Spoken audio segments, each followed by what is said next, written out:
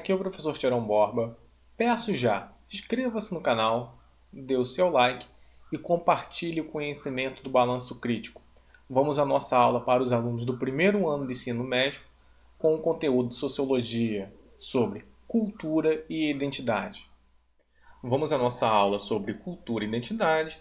E vale ressaltar aqui que sempre que você tiver uma dúvida sobre um conceito ou outro, esse conteúdo de hoje que nós estamos trabalhando, ele se conecta a todos os conteúdos anteriores ministrados aqui para turmas do primeiro ano, como conhecimento sociológico, instituições sociais, cultura e diversidade, sempre vai ter uma referência aos outros conteúdos trabalhados anteriormente. Então, vamos iniciar aqui. O que é identidade? Identidade ele se relaciona muito sobre processo de socialização, que está diretamente ligado com as formas como as pessoas se tornam humanas, como se tornam sujeitos, são reconhecidas perante a sociedade e como elas se entendem.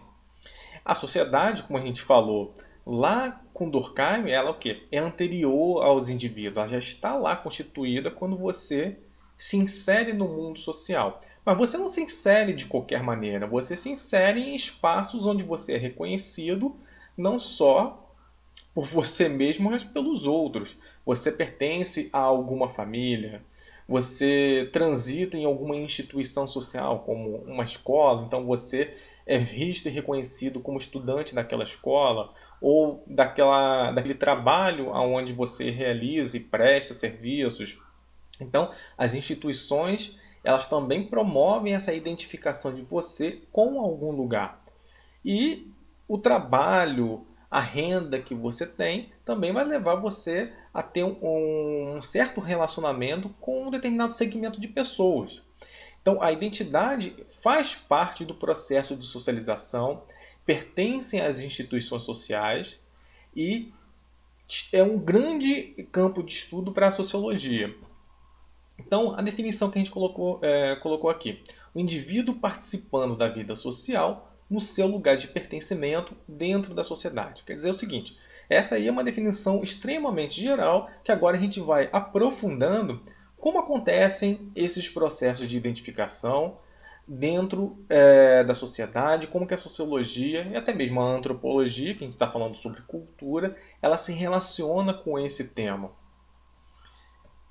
Então, qual é a contribuição de Durkheim? Durkheim ele vai falar o seguinte, ó, a anterioridade da sociedade sobre os indivíduos. Você não escolhe a língua que você vai falar. Você não escolhe como a sociedade vai se comportar, como que ela vai funcionar. Ela já é um dado. E ela pressiona a você a funcionar do jeito que ela quer. Não quer dizer que isso vai acontecer de maneira integral, de maneira total. Mas ela tem um peso muito grande como nós somos. Eu não escolhi falar português. Isso foi imposto à minha pessoa. E hoje estou falando aqui com vocês, dando essa aula em português. Então, é a coerção que a sociedade coloca sobre o indivíduo. A sociedade ela não é o mero conjunto das partes, porque o mero conjunto das partes representa um dado momento do presente. Ela é, ela é maior que o somatório das partes no presente, porque existe todo um acúmulo vindo do passado que organiza a sociedade, que são as instituições. As instituições elas acumulam à memória todo o conhecimento de práticas, rituais, linguagens, aspectos culturais de tradições dos nossos antepassados. Então, por isso, a superioridade e anterioridade da sociedade sobre os indivíduos e também sobre o conjunto das partes, né, o somatório das partes no presente. Através da coerção social, os indivíduos absorvem as condições objetivas de esporte. O que são as condições objetivas? São as instituições, as relações que você se coloca ao estar no mundo.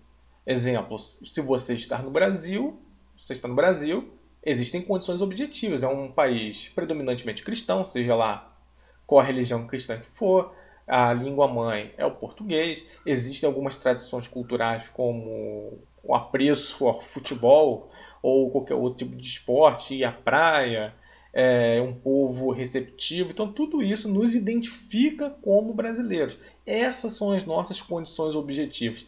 Quer dizer que isso vai valer sempre, 100% dos momentos? Não. E é isso que o Durkheim quer chamar a atenção. Há algumas condições objetivas. Língua, comportamentos que nós temos, nem todos os comportamentos que nós temos são universais, vão acontecer em todos os lugares do mundo. Por exemplo, a nossa tradição de tomar banho várias vezes ao dia é uma tradição indígena que hoje se tornou não só indígena, mas brasileira. Não é um comportamento presente, por exemplo, em europeus. Né? Se vocês pegarem reportagem de jogadores de futebol na Europa, muitas vezes as pessoas estranham jogadores brasileiros tomando banho várias vezes aos dias. Isso os reconhecem internacionalmente como brasileiros, isso é um fato, não só a língua, mas também alguns costumes, práticas e comportamentos.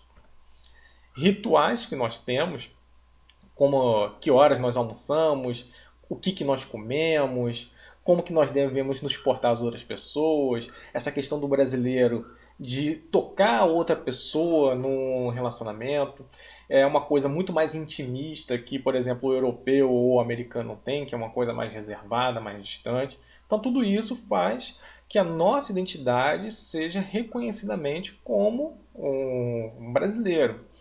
Essas são as nossas condições objetivas.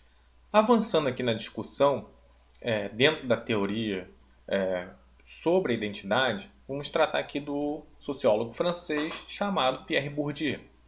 O grande mérito dos trabalhos do Bourdieu é que ele se reportou muito bem à tradição clássica, Durkheim, Weber e Karl Marx. Ele conseguiu utilizar e trabalhar os conceitos desses autores para tentar tratar sobre a grande questão da sociologia, que é até onde o indivíduo conta frente à sociedade. Até onde o peso da sociedade não interfere na ação dos indivíduos. Então, essa é a questão que passa toda a obra do Bourdieu. É uma obra extremamente extensa.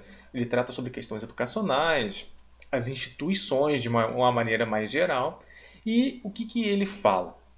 A sociedade é composta de estruturas estruturadas. O que são estruturas estruturadas? Existem estruturas dentro da sociedade que a organizam, que dão um formato a ela, uma maneira de funcionar. Ah, Tiarão, mas que estruturas são essas? Por exemplo, a família, a escola, a igreja. Isso não é uma coisa que só o Bourdieu chama atenção. Outros autores chamam. Lévi-Strauss dentro da antropologia. O próprio Foucault, que é um contemporâneo dele, acredita nessa questão da existência das estruturas. Aí ele continua aqui. Predispostas a funcionarem como estruturas estruturantes. Ah, Tiarão, agora eu não estou entendendo nada. Estruturas estruturadas predispostas a funcionarem como estruturas estruturantes? Toda estrutura não é para ser estável? Não se esqueça, nós não estamos falando de parede, mesa, coisas que são moléculas estáveis. Nós estamos falando de seres humanos. As instituições somente existem porque os seres humanos as reproduzem. E eles foram ensinados a reproduzirem aquelas estruturas, mas não 100% das vezes. Então, o que são estruturas estruturadas? Ele está pegando essa ideia do Durkheim, falar o seguinte, do peso da sociedade. Como que aquelas tradições colocadas dentro das instituições, a memória das instituições, elas interferem e educam os indivíduos a se comportarem de uma determinada forma. Quer dizer, a longevidade de uma sociedade, a estabilidade de determinados tipos de comportamentos, elas só acontecem porque existem estruturas estruturadas, quer dizer, estruturas estáveis que condicionam a você se comportar de uma determinada forma, a nós estarmos aqui nos comunicando diante dessa língua. A escola ser uma estrutura importante para passar essas tradições de tempos anteriores. Mas ele vai falar o seguinte, tudo bem, o indivíduo vai ser reconhecido e formatado uma identidade a partir dessas estruturas estruturadas. Mas por que elas são estruturas estruturadas predispostas a funcionarem como estruturas estruturantes? Porque a realidade ela muda. Por mais estável que seja aquela estrutura, o indivíduo ele recebe aquelas condições objetivas, ele aprende com aquilo, mas inovações estão acontecendo a todo momento. O indivíduo ele tem que saber, ele usa aquele conhecimento prévio que veio das instituições, das estruturas estruturadas e faz uma adaptação aos seus novos tempos. Então, muitas ações elas não acontecem mais 100% como no passado. Elas passam por atualizações e as próprias instituições passam a se modificar. Exemplo, a escola, por exemplo, o colégio que vocês estudam, provavelmente existe muito tempo, muito tempo antes de vocês nascerem. Mas não quer dizer que o colégio funcione da mesma forma que, sei lá, há 30 anos atrás. 30 anos atrás não tinha, por exemplo, computadores nas escolas. Então, a ação da tecnologia, a interferência dela nas relações sociais, estruturou a escola a funcionar de uma forma ligeiramente diferente. Então, a escola é uma estrutura estruturada, predisposta a funcionar como estrutura estruturante, quer dizer, reproduzir novas ações e comportamentos dos indivíduos. Consequentemente, produzir novos comportamentos, você produz novas identidades. Então, qual é a ideia? Você pode estar parecendo que está confuso. É o seguinte: você chegou ao mundo, tá aí o bonequinho aí para representar. Então, o mundo, você incorpora na sua trajetória de vida essas estruturas estruturadas da sociedade para as suas ações. Você começa a se comportar da forma que as pessoas te educaram. Mas você vai atualizar aquelas ações que foram ensinadas, aqueles comportamentos e rituais, à realidade que você vive. A realidade que você vive provavelmente não é igual ao do seu pai, também provavelmente não é igual ao do seu irmão mais velho. Então você vai adaptar e atualizar esse tipo de ações. Você vai reinterpretar de acordo com as variações da realidade. A partir desse momento, você adequa aquilo que você aprendeu às novas situações. Você passa a interferir nas estruturas. Então as estruturas passam a ser estruturantes. Quer dizer que aquelas estruturas que eram muito estáveis, elas passam a ter ligeiras mudanças. Está aí a setinha. Então é um ciclo de que todos os indivíduos contribuem ao mesmo tempo para estabilizar a instituição, mas ao mesmo tempo para modificá-las. Por isso, se a gente tivesse a questão aqui, ó, vamos voltar aqui um pouco. Se nós tivéssemos somente esse processo aqui de incorporar as estruturas estruturadas, se nós não interferíssemos de maneira diferente, atualizadas as situações, o que aconteceria? Todos os indivíduos seriam rigorosamente, do ponto de vista social, iguais. Nós saberíamos todas as ações que todos os indivíduos tomariam. E isso não acontece. Quando a gente fala, cada pessoa é uma pessoa, tem um comportamento. É uma coisa do senso comum que é verdade. Ainda que nós tenhamos aspectos com os quais nós nos identificamos com outras pessoas, nós somos seres singulares, porque ninguém vive a vida da outra pessoa a todo momento, né? Então, esse que é o ponto da identidade. Com o Bourdieu e o Durkheim, que a gente falou primeiramente, o que a gente pode concluir previamente? Os contextos culturais influenciam quem somos, quer dizer, as instituições, o espaço onde você foi criado, isso vai definir muito do que você é e vai fazer com que você se reconheça com relação às outras pessoas que estão ali ao seu redor. Quanto mais distante você começa a ir para além do seu lugar de socialização primária, mais diferenças nós vamos encontrando, ainda que possam existir também identidades, semelhanças. A influência não é total. Assim, os indivíduos eles gozam, eles possuem o livre-arbítrio. Quer dizer o seguinte, que em determinadas circunstâncias de tempo e espaço, como nós falamos lá com Bourdieu, naquele segundo processo de socialização, quando os indivíduos interpretam as condições objetivas, quer dizer, quando eles incorporam as estruturas estruturadas, eles as interpretam e as adequam à situação nova que nós temos de atualização de uma situação por novas tecnologias, mudança de comportamentos, novas instituições dentro da sociedade, que aquela estrutura estruturada não estava organizada para isso, nós temos o quê? Um livre-arbítrio, uma novidade. Então ele insere o quê? Um processo de estruturação, quer dizer, a estrutura estruturada passa a ser uma estrutura estruturante. Os indivíduos possuem a capacidade de transformar as estruturas a depender das situações de tempo e espaço. Quer dizer o seguinte, para o indivíduo mudar uma instituição, vão existir questões de circunstância de tempo e espaço, quer dizer, aquela coisa assim do senso comum, está no lugar certo na hora certa. Então a pessoa consegue mudar alguma coisa. Por exemplo, se o Steve Jobs não tivesse, por exemplo, nos Estados Unidos, que é uma sociedade de capitalismo avançado, com alta inserção de tecnologia e incentiva isso, mas tivesse, sei lá, na, na Argentina ou aqui no Brasil, será que ele teria a mesma projeção e a capacidade de criar uma empresa multinacional como a Apple? A gente nunca vai saber porque isso nunca aconteceu. Mas muito provavelmente não.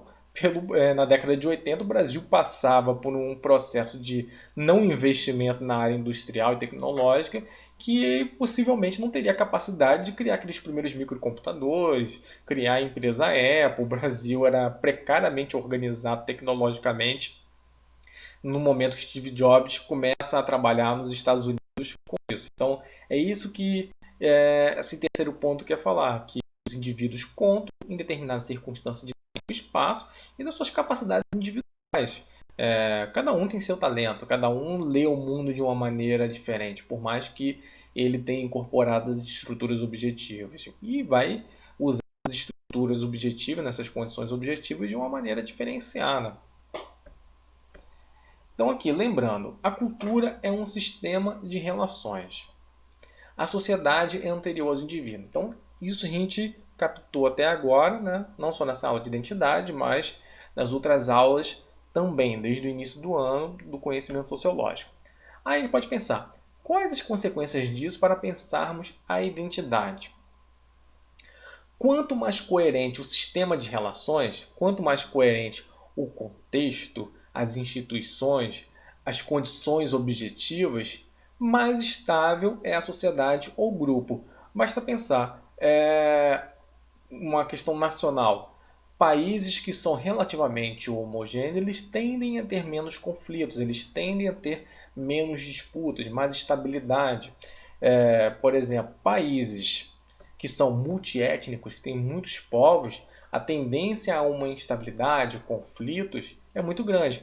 Por exemplo, vamos pegar países africanos. Países africanos, eles são jovens, e o continente africano ele foi sempre mal dividido. Colocaram sempre muitas etnias, né? O europeu, quando dominou o continente africano, etnias, culturas que eram rivais em um mesmo território. Então ele criou uma situação constante de conflito que explicam as guerras na África. Então, como são sociedades culturalmente diferentes e eram rivais, ao momento que o europeu partilha o continente africano pela Conferência de Berlim, lá na época do imperialismo, em 1886, ele criou uma situação de instabilidade, porque ao momento que não existe uma grande coerência no sistema de relações, no seu contexto cultural e também das instituições, cria uma instabilidade das relações entre os povos, os indivíduos, as coletividades. E isso demora muito tempo a se ajustar. Por exemplo, a Europa é mais estável hoje, mas ela já teve muita guerra. Passou muito tempo até que a Europa tivesse um sistema de relações mais homogêneo. Hoje em dia existe a União Europeia, por exemplo, que organiza as relações entre os vários países europeus. Então, é esse sentido aqui que eu estou querendo chamar a atenção de vocês. Então, assim, vamos acompanhar essa imagem. Aí você tem uma mulher olhando para um quadro, com uma concepção estética de beleza, quer dizer, que é uma mulher mais cheia, mais robusta. No outro, é a mesma mulher, né? Uma mulher olhando para um outdoor, uma mulher magérrima. Quer dizer o seguinte, o que nos identifica, os padrões e comportamentos, eles diferem ao longo do tempo, eles não se tornam únicos, né? Os gostos, os comportamentos, eles mudam, ainda que eles possuam o quê? Uma estabilidade. Por exemplo, o padrão estético do brasileiro, ele é diferente, no caso em relação às mulheres, aos homens, ele é ligeiramente diferente, por exemplo, de um padrão europeu. E isso tem muito a ver com o tipo físico que nós temos aqui, que os europeus possuem lá. Só que por questões de dominação, de um pensamento eurocêntrico, quando a gente vê os modelos, tem essa apreensão sobre a magreza.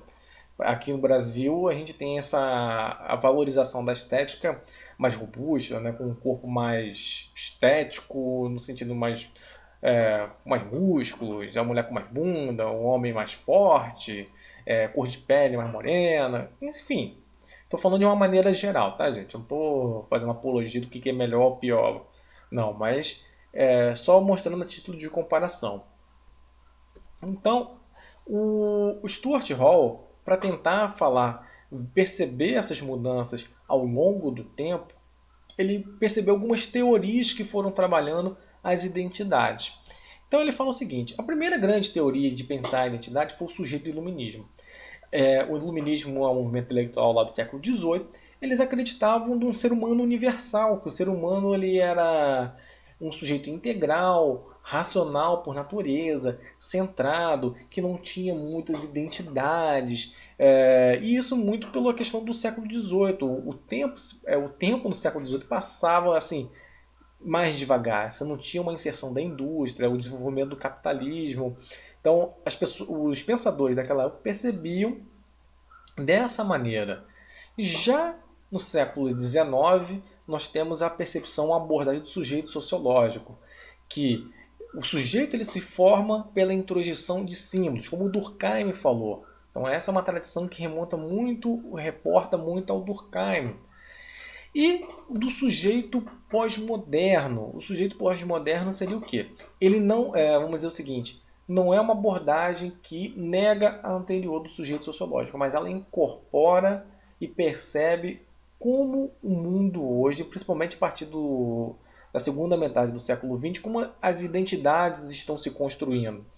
Quer dizer o seguinte, não é aquele sujeito integral do iluminismo que as pessoas têm pouca identidade. Nós vivemos um mundo pós-freudiano, onde você é consciente de uma parte da sua vida, outra parte você é inconsciente, tem coisas que você não controla. Você tem identidades múltiplas e essas identidades elas não são muito fixas, elas mudam constantemente porque o sistema capitalista, a vida que nós vivemos hoje, ela é muito dinâmica, ela é muito fluida, né? Tem um sociólogo chamado Bauman que ele fala: nós vivemos uma modernidade líquida, quer dizer, as relações são muito frágeis, elas mudam constantemente, justamente por isso. Então é a abordagem que a gente fala de pós-moderna. Então, isso se liga diretamente ao que já falamos anteriormente em outras aulas sobre os papéis sociais, que são o quê? Comportamentos socialmente esperados dos indivíduos ou grupos que ocupam determinada posição social. Conforme as instituições são mais estáveis, o número de papéis sociais são mais restritos. Com o advento do capitalismo, principalmente como o Stuart Hall fala, olha, hoje nós temos relações mais fluidas, mais frágeis, líquidas. Então, como existe uma pulverização, um grande número de instituições, de estruturas estruturadas, de condições objetivas muito mais diversas que no passado, é natural que as pessoas assumam mais papéis sociais. A sociedade criou muito mais papéis sociais. Então, isso que a gente tem que estar atento. Por exemplo, papel social que é referência de uma tradição mais longa a família, né, como a instituição família. Na escola nós temos o professor, no exército temos lá o general para comandar as tropas, mas existem outras instituições para a gente pensar. Por exemplo, nesse mundo virtual, quais seriam os novos papéis sociais que nós temos? Por exemplo, como que a gente poderia pensar em jogos que tem as pessoas, jogos online, as pessoas têm avatares, as pessoas estão assumindo papéis sociais, fictícios ou reais. Podem ser reais para elas, por mais que esteja no mundo online, elas têm uma crença em relação àquele papel social que ela desempenha. Então, são novas relações. E quem vai tratar muito disso, né, vai ser um sociólogo chamado Irving Goffman, que ele fala que a vida é um teatro, né? As pessoas em cada local elas assumem papéis, e papéis que diferenciam o status social. Quer dizer, por exemplo, um professor tem um determinado status social, um prestígio dentro da sociedade. Mas nem todos os professores são vistos como iguais porque ele vai ter o quê? Uma performance diferente, ele vai ser reconhecido pelos alunos de uma maneira diferente. Então criam identidades e rivalidades, por exemplo, dentro da própria instituição escolar. Eu gosto mais do professor tal, se forma um grupo. Eu gosto mais do outro professor, se cria outro grupo.